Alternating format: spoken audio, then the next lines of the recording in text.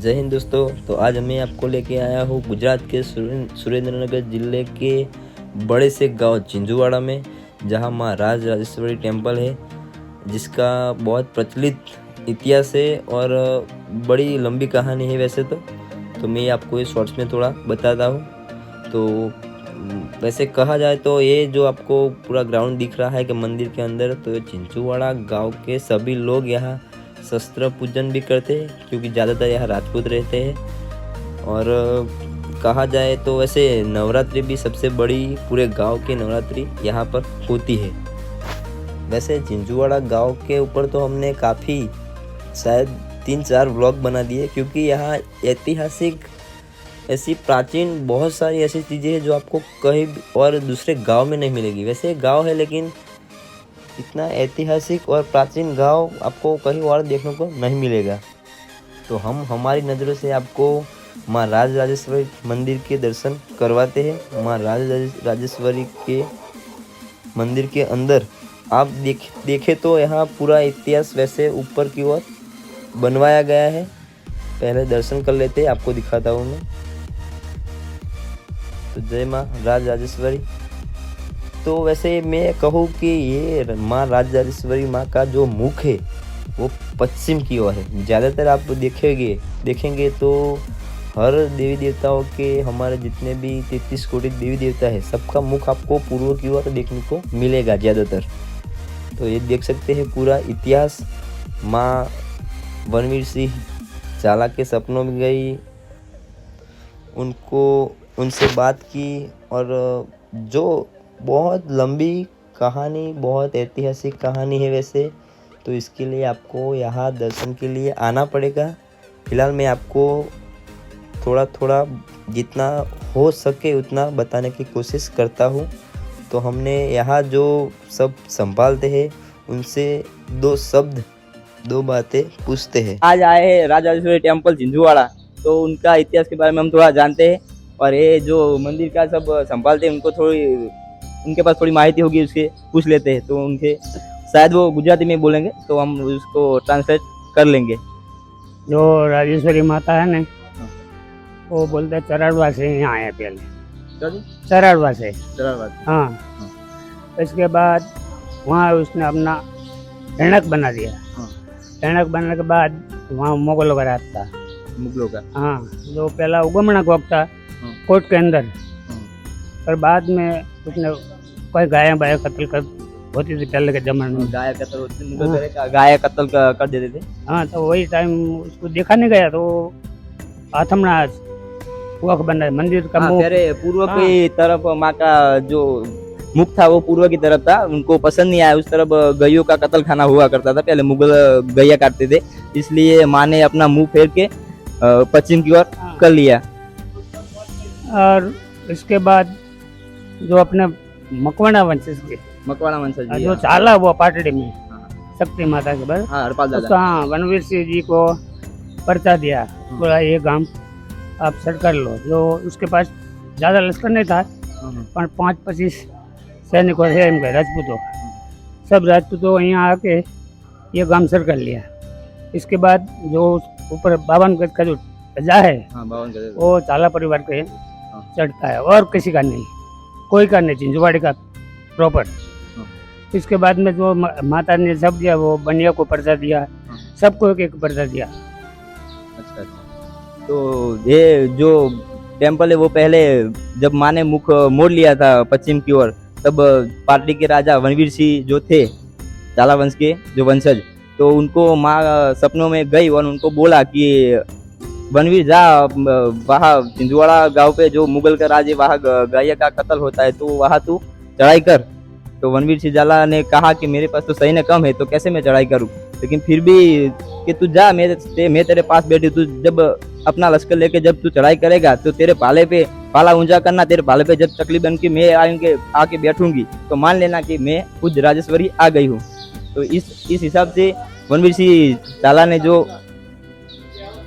ने फिर चढ़ाई की, और माँ जब पाले पे चकली बन के विराजमान हुई, तब से फिर मुगलों को मार के वनराज सिंह जी जाला ने फिर विजय प्राप्त की थी। હા ની પછી કોઈ असुख તમે आओ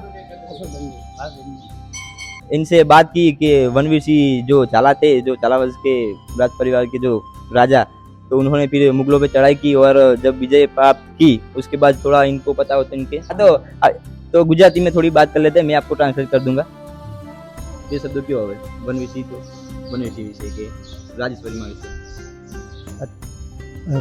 હરપાલ દાદાની 17મી પેઢીએ રાજ વનવીરસિંહજી થઈ ગયા, हरपाल જે दादा 17મી પેઢી। જેમને એમની ગાદી પાટડી હતી અને લગભગ 1408ની અંદર વનવીરસિંહજીને રાજરાજેશ્વરી માતાજીએ સપનું આપ્યું કે તું ચિંચવાડા ઉપર ચડાઈ કર, જે માતાજીએના કહેવાથી અને ચિંચવાડા ઉપર ચડાઈ કરી। એ વખતે ચડાઈ કરવાનું કારણ એ હતું કે જ્યારે મોગલોએ ચિંચવાડામાં મોગલોનું શાસન હતું મુગલોનું શાસન અને એમના ત્રાસથી જે એમનો ત્રાસ હતો અને એમના ત્રાસના હિસાબે માતાજી જે માતાજીની ગાયનું કતલ થતું એટલે રાજ્યમાં એને સપનું આપ્યું એટલે મેં ચડાઈ કરી અને ચડાઈ કરી પછી ચડાઈ કર્યા પછી રાજગાદી કબજે કરી અને ચિંચવાડા 24 ગામની ગાદી રાજ વનવીરસિંહજીને મળી।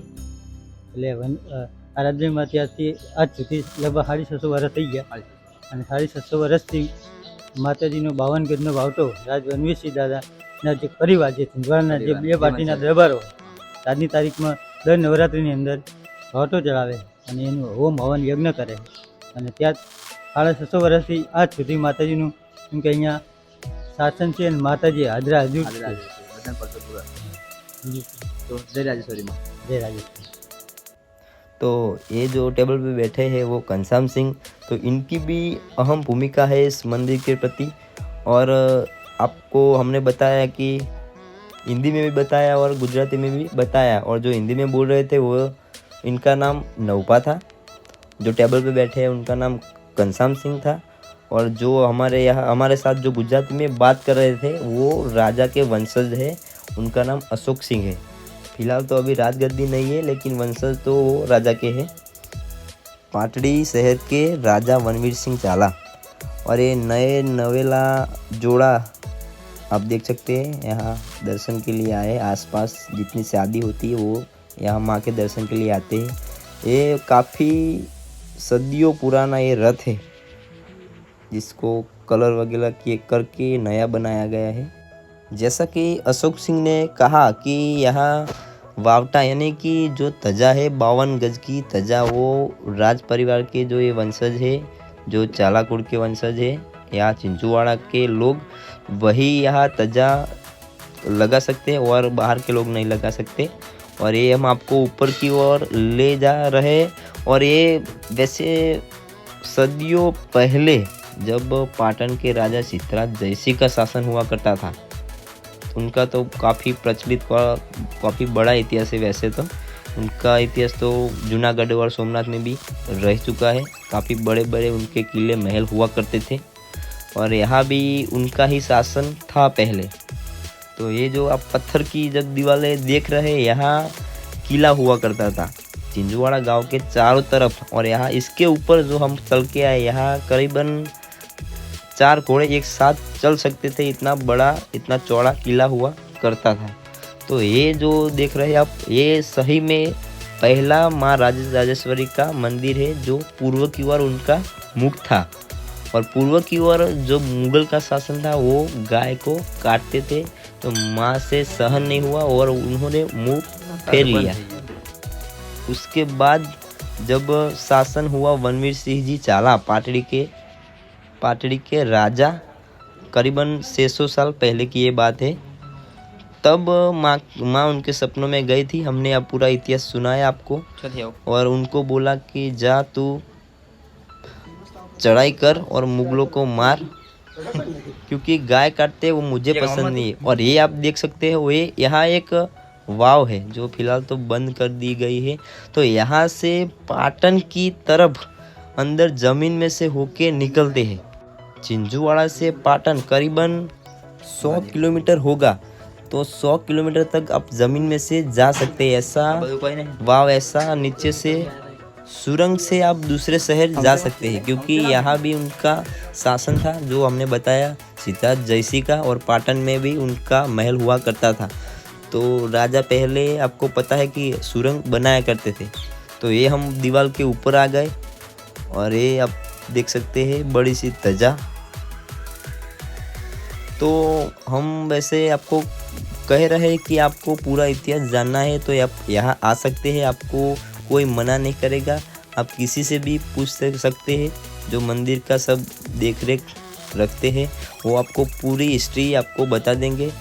तो यहाँ ऊपर की ओर हम देखें तो चिंचुवाड़ा थोड़ा बहुत दिखेगा, और ये जो बनवाया गया है आपको रहने की सुविधा है।